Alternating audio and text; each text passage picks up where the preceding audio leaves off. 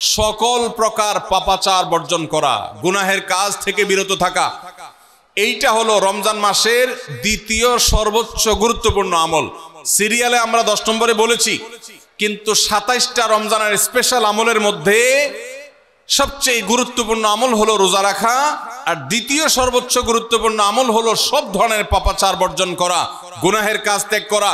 যদি কেউ রমজানে রোজা রাখে আবার চোখ দিয়ে হারাম জিনিস মোবাইলে দেখে, স্ক্রিনে দেখে, পত্রিকার পাতায় দেখে, অফলাইনে দেখে, পরনারীর দিকে তাকায় থাকে, সে যদি কান দিয়া হারাম জিনিস শুনে, গান বাদ্য, এই সমস্ত কিছু সে যদি উপভোগ করে, তাহলে তার এই রোজা আর উপোস থাকার মধ্যে কোনো পার্থক্য।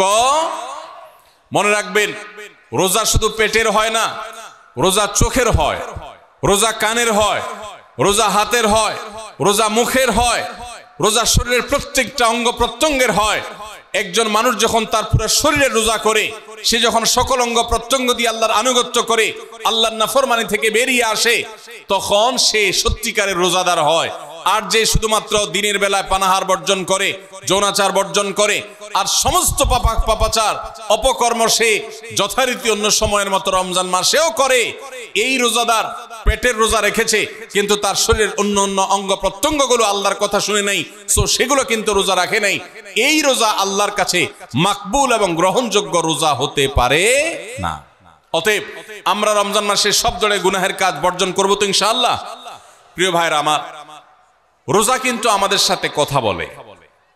রোজার ভাষা আমরা অনেকে জানি না, কি বলে সেটা অনেকে বুঝি না, কিন্তু রোজা আমাদের সাথে কথা বলে। কি কথা? সিয়াম শব্দের অর্থ, আমরা যেটাকে রোজা বলছি সেটা কোরআনের ভাষায় বলা হয় সিয়াম, হাদিসে বলা হয়েছে সেটাকে সওম বা সিয়াম। এই সওম বা সিয়াম একই শব্দ, এর অর্থ হলো বিরত থাকা। এর অর্থ হলো কি ভাই? বিরত থাকা, ব্রেক দিতে জানা। আল্লাহ রাব্বুল আলামিন রোজার মতো ইবাদত দিয়েছেন আমাদেরকে জীবনে ব্রেক দেওয়ার অভ্যাস গড়ে তোলার জন্য। আমরা যেন ব্রেক দিতে শিখি, আমরা যেন থামতে শিখি, আমরা যেন নিজেদেরকে নিয়ন্ত্রণ করতে শিখি। ইসলামের যে বৈশিষ্ট্য, ইসলামের যে বিউটি, ইসলামের যে সৌন্দর্য, সেটা হলো ইসলাম পৃথিবীর মানুষকে আত্মনিয়ন্ত্রণ করবার কথা বলে। আজ ভোগবাদী পৃথিবীর যেদিকে তাকাবেন, চতুর্দিকে দেখতে পাবেন শুধু ভোগের হাতছানি। দুনিয়াটা মস্ত বড়, খাও দাও আর ফুর্তি করো, শুধুমাত্র ফুর্তি, ফুর্তি এবং ফুর্তি, ভোগ এবং ভোগ এবং ভোগ। গোটা পৃথিবী আপনাকে ভোগের কথা বলবে, ত্যাগের কথা বলবে না। ইসলাম আপনাকে ত্যাগের কথা বলে। আপনি ঈদ উদযাপন করবেন, ঈদ উল ফিতর, সেখানে পর্যন্ত ইসলাম বলে আগে গরিবের বাসায় ফিতরা পৌঁছাবে, তারপর তুমি ঈদগাহে যাবে, ঈদের আনন্দ করবে। আপনি কোরবানির ঈদে পশু জবাই করে গোশত খাবেন, উৎসব করবেন। ইসলাম বলে ভালো কথা, তুমি উৎসব করবে, তোমাকে উৎসব করতেই দেওয়া হয়েছে, কিন্তু আগে গরিবের বাসায়ও গোশত পাঠাবে ঈদের, সেটা নিশ্চিত করবে, তার পাশাপাশি তুমি ঈদ উদযাপন করবে। আমরা যে রমজানের রোজা রাখি, এই রোজা আমাদেরকে বিরত থাকার কথা বলে। সেই বিরত থাকাটা কি? সেটা হলো আমরা যখন রোজা রাখি, আমাদের পিপাসা হয়, আমাদের ক্ষুধা লাগে, পিপাসা হয়, আবার হাতের সামনে হয়তো পানিও আছে। আমার ক্ষুধা লাগে, হাতের সামনে হয়তো খাবারও আছে, কেউ দেখছেও না, সিসি ক্যামেরাও নেই, বদ্ধ রুমে কক্ষের মধ্যে, কিন্তু আমি রোজাদার। কোন রোজাদার রোজার মধ্যে খায়, পান করে? কেন? কারণ সে জানে আল্লাহ নিষেধ করেছেন। আমরা যখন ইফতার সামনে নিয়ে বসে থাকি সন্ধ্যাবেলায়, ভাইরা আমার, সারা বছর নাস্তা তো আল্লাহ তাআলা কম হোক বেশি হোক সবাইকে করার তৌফিক দেন, আমরা সবাই তো কম বেশি নাস্তা করি। সারা বছর আপনি যদি বুফে গিয়ে 100 আইটেমের নাস্তা দিয়েও আপনি খাবার গ্রহণ করেন, সকালের ব্রেকফাস্ট আপনি খান, ইফতারের সময় মাত্র 2-4টা আইটেম নিয়ে বসে থেকে আজানের জন্য, সূর্য ডুবার জন্য যে অপেক্ষা করেন, ওই অপেক্ষার সময় যে অবর্ণনীয় স্বাদ আর তৃপ্তি পাওয়া যায়, পৃথিবীর সমস্ত খাদ্য গ্রহণের মধ্যেও এই তৃপ্তি বা স্বাদ নাই। নবী সাল্লাল্লাহু আলাইহি ওয়াসাল্লাম সেজন্য বলেছেন, লিসসাইমি ফারহাতান, রোজাদার ব্যক্তিকে দুটি আনন্দ দেওয়া হয়, ফারহাতুন ইনদা ফিতরি ওয়া ফারহাতুন ইনদা লিকাই রাব্বি।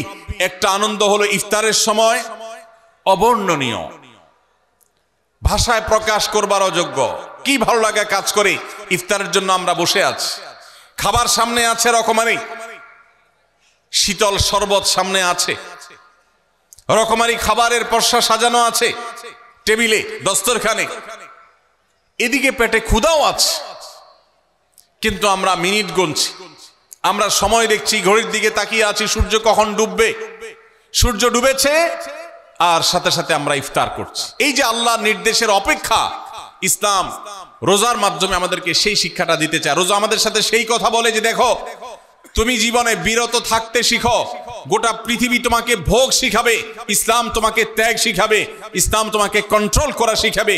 আমাদের তরুণদের চরিত্রকে নষ্ট করবার জন্য, তাদেরকে নানাভাবে উস্কানি দেওয়ার জন্য, বিনোদনের নামে, নিউজের নামে, বিজ্ঞাপনের নামে, বিভিন্ন নামে অশ্লীল নানা দৃশ্য, খোলামেলা দৃশ্য তাদের সামনে দেখানো হয়, ভোগের আহ্বান করা হয়। ইসলাম বলে, হে মুসলিম তরুণ, তোমার চোখের এরিয়ার মধ্যে কোনো পরনারী, কোনো সুন্দরী নারী পড়ে গেছে, তুমি আঁচ করতে পেরেছ, সাথে সাথে তোমার দৃষ্টিকে তুমি নিয়ন্ত্রণ করো, অবনত করো। কুল্লিল মুমিনিনা ইয়াগুদ্দু মিন আবসারিহিম ওয়া ইয়াহফাযু ফুরুজাহুম। আল্লাহ বলেছেন, হে রাসূল বলে দিন ইমানদার পুরুষদেরকে, তারা যেন তাদের চোখগুলোকে নামিয়ে রাখে, তাদের সম্ভ্রমকে তারা সংরক্ষণ করে। মনে রাখবেন, যা খুশি তা করতে পারা এটা যোগ্যতা নয়।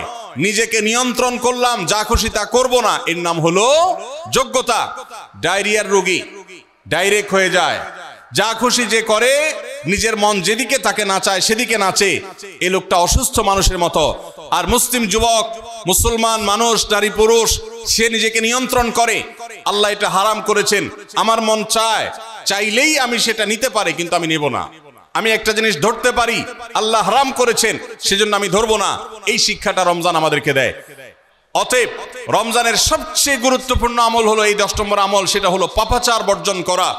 নবী সাল্লাল্লাহু আলাইহি সাল্লাম বলেছেন, যে ব্যক্তি রমজানে রোজা রাখলো আর পাপাচার বর্জন করলো না, তাহলে এই রোজা রাখার উপোস থাকার ভিতরে কোনো পার্থক্য নাই। আল্লাহ আমাদের সবাইকে রমজান মাসে রোজা থেকে সকল হারাম, সকল নাজায়েজ কাজ, সকল গুনাহের কাজ ছাড়ার তৌফিক দান করুন, বলুন আমিন। ভাইরা আমার, 11 নম্বর আমল হলো, অতএব রমজানের সবচেয়ে গুরুত্বপূর্ণ আমল হলো এই 10 নম্বর আমল, সেটা হলো পাপাচার বর্জন করা। নবী সাল্লাল্লাহু আলাইহি সাল্লাম বলেছেন, যে ব্যক্তি রমজানে রোজা রাখলো আর পাপাচার বর্জন করলো না, তাহলে এই রোজা রাখার উপোস থাকার ভিতরে কোনো পার্থক্য নাই। আল্লাহ আমাদের সবাইকে রমজান মাসে রোজা থেকে সকল হারাম, সকল নাজায়েজ কাজ, সকল গুনাহের কাজ ছাড়ার তৌফিক দান করুন, বলুন আমিন।